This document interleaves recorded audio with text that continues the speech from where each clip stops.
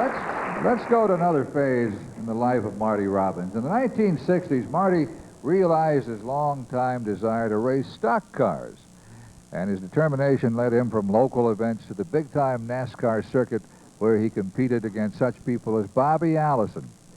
In a recent interview by Walt Adams, the 1983 NASCAR points champion remembered his challenger and friend. He had a really good car built in Nashville. We were up there one night for a 100-lapper, and he and I swapped the lead of that race about 10 times. And I finally got the lead away from him with about 9 laps to go, and I thought to myself, boy, this guy is serious. Maybe I ought to go buy a guitar. He's encroaching on my deal a little bit here. But our friendship kind of grew, and he became interested in the Grand National racing. So we made a deal that we would prepare the car and take it to some of the major events for him. He knew the seriousness of racing, but he also, he did it himself for the enjoyment of it. We had a situation one time where he had a very good finish over at Talladega, and I guess that was a tremendous thrill for him. And when the race was over, he realized that he had taken some prize money from some of the guys behind him. So he went over to NASCAR and essentially disqualified himself from the race so he wouldn't receive the prize money.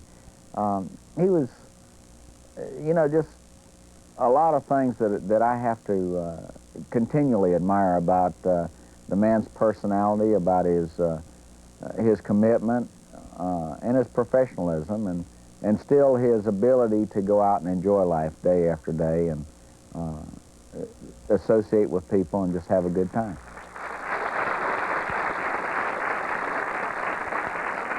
Ronnie, do you remember the race where he disqualified himself? Yes, I do. I built the engine.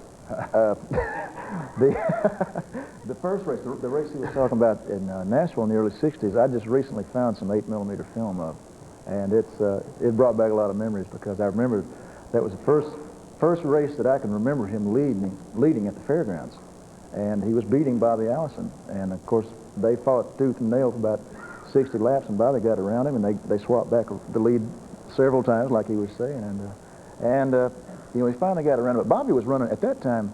Bobby was had been 3-time national modified champ, you know, over the whole United States, and Daddy was just at that time had just been running Saturday nights, and you know, that was about the time he was doing his tricks where he'd run to the Opry and, you know, pull out of the race with 3 laps to go, and he'd be in 2nd or 3rd place, and pull out and go to the Opry because he was late. And this was in 1964. It was the Labor Day Tennessee State Championship that Bobby was talking about, this first race. And we've got some that 8mm tape, and I think we're hoping to put that in a video presentation in the museum, and along with some other racing footage. And did you ever wonder why Marty Robbins was always on the 11:30 Grand Ole Opry? It started because the tradition started so he could go out to the racetrack here in Nashville and race, and then come and sing on the last half hour of the Opry. yeah. And the Opry did that to accommodate him. We would like to welcome another guest who has taken the final chair over here, and he and his daddy played a great role in making Marty Robbins happen. They brought him to Nashville. You heard Jimmy Dickens tell part of the story.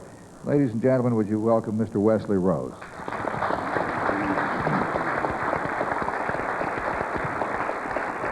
Wes, you first heard of Marty Robbins through an Art Satherley associate, Don Law, didn't you?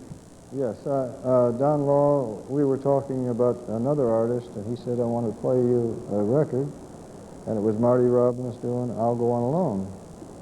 And I said, well, that's great. Does he write much? And he mentioned to me that he didn't think he would sign with anybody, and I thought it would be great to have him in Acuff Rose.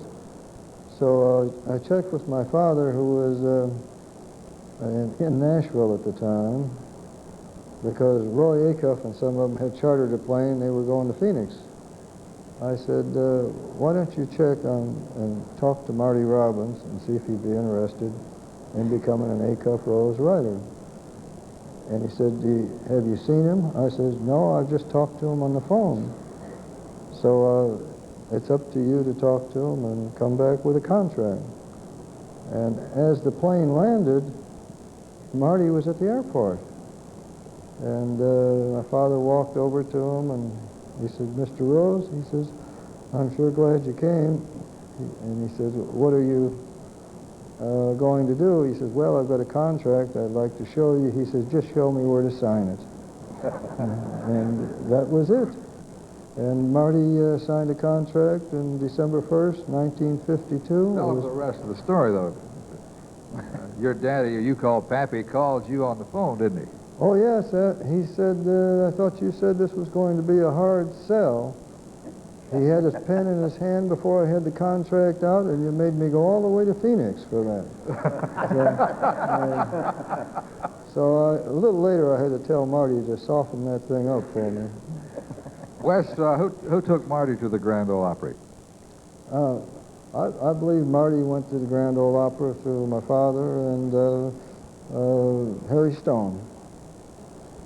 Did he have to audition, or did he go upon the recommendation of your father? How did he get on?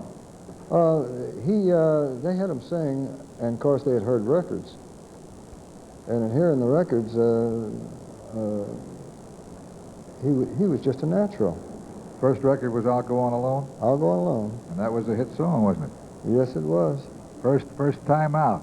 And I think it was because it was a true story. That was a story that Marizona told a little earlier in this program. Yes. We're going to take you to another moment in the life of Marty Robbins that the world will never forget. Here's the way it was. Let me tell you this before I introduce this clip. You're about to see Marty as he is inducted into the Hall of Fame. Eddie Arnold is going to induct him. Eddie Arnold almost didn't bring this off. Marty came down to the CMA show as a presenter. He made the presentation he was to make, and he told Eddie Arnold, I'm going home. And Eddie started hemming and hawing. He said, well, why don't you hang around a little while, Marty? And he couldn't afford to tell him the secret, but somehow Eddie talked Marty into staying. And here's the way it went at the CMA Awards show in October of 1982. Well, my good people, it's really a joy for me to be a part of this country music's biggest night of the year, and especially to be able to escort this particular fella into the Hall of Fame. And I can't keep it a secret any longer. Marty Robbins, come up here.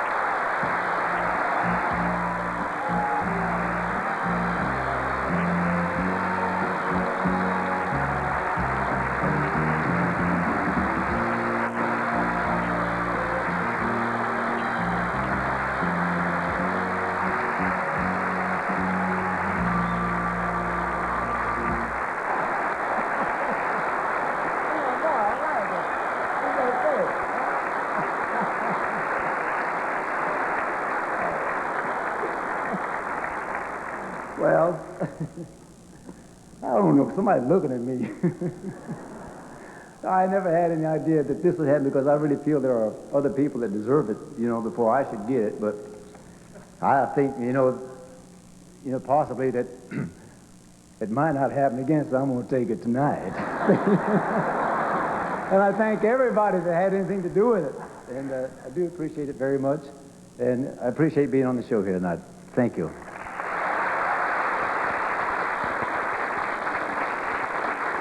That's a wonderful look at Marty Robbins. We'll return with our tribute to Marty Robbins in just a moment.